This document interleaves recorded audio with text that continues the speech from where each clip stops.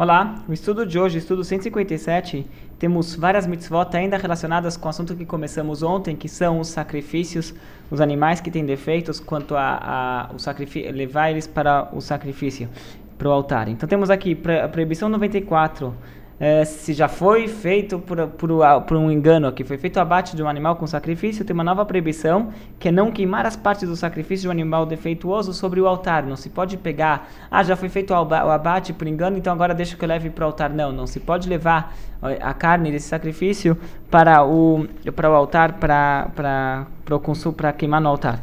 Depois temos a proibição 95, não fazer os korban, no sacrifício, um animal com um defeito temporário. Não só que um animal que tem um defeito físico permanente não se pode levar para o altar, até mesmo se o defeito é temporário. Enquanto o defeito estiver lá, não se pode levar esse animal para o sacrifício. Se ele se curar, daí não tem problema, você pode sim levar ele para o altar. Depois temos a proibição 96, não oferecer os sacrifícios defeituosos de um gentil. Até mesmo essa pessoa que está trazendo o sacrifício é um não-judeu, que então para ele talvez não teria essa proibição. Um não-judeu poderia trazer sacrifícios no templo, não tinha problema nenhum em sacrificar,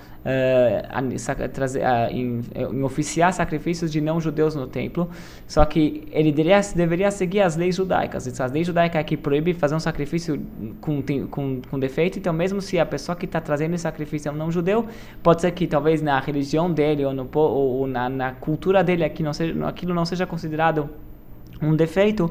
O judeu não, um kohen que ia oferecer esse sacrifício, ele não poderia fazer isso daqui no templo com esse defeito. Ele, lógico, que deveria procurar as palavras certas para explicar para a pessoa que esse sacrifício não poderia ser trazido, mas a proibição não é sobre a pessoa que está trazendo, mas é sobre o altar. O altar não pode receber um sacrifício impuro, um sacrifício com defeito.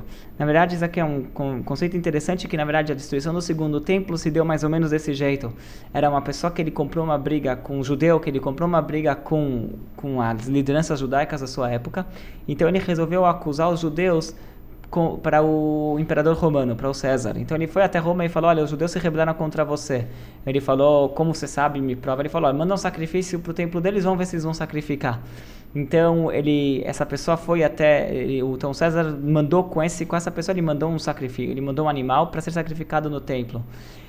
No meio do caminho, essa pessoa, esse mensageiro, ele fez um pequeno corte no lábio ou na pálpebra do animal, o que para os judeus aquilo era considerado um defeito, mas para a cultura da época aquilo não era considerado, para as nações gentias da época aquilo não era considerado um defeito. Ele chegou no templo com esse animal para sacrificar no altar. E ele falou: esse é o sacrifício do César, do imperador. E daí chegou na nota, os Kohanim foram estudar o animal e viram que tinha um probleminha, era um pequeno corte no lábio. Eles sabiam que foi feito de propósito por esse mensageiro, mas daí eles estavam numa saia justa, porque por um lado, se não fizessem, ia deixar o César enervado, ia deixar ele com raiva porque não fizeram o sacrifício dele, mas por outro lado, eles não podiam fazer esse sacrifício porque era um defeito. E no final das contas não fizeram sacrifício. Isso aqui acabou levando depois à destruição do templo, à destruição de Jerusalém. Depois temos a proibição 97, não fazer que uma oferta se torne defeituosa. Uma pessoa não pode fazer um defeito, não pode fazer causar um defeito num animal. Então o que esse mensageiro fez? Na verdade ele transgrediu a proibição 97, que é de causar um defeito no animal. Depois temos o mandamento 86, que é redimir oferendas defeituosas.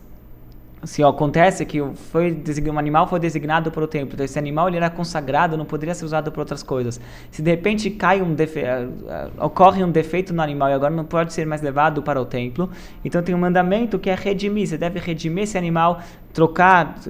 A redenção significa você troca o valor dele, pega o valor dele, designa a santidade, transfere a santidade dele para um valor em dinheiro ou para um outro animal. Assim que era feita a redenção desses animais. Você não pode falar assim, porque não tem defeito, então ele deixa de ser.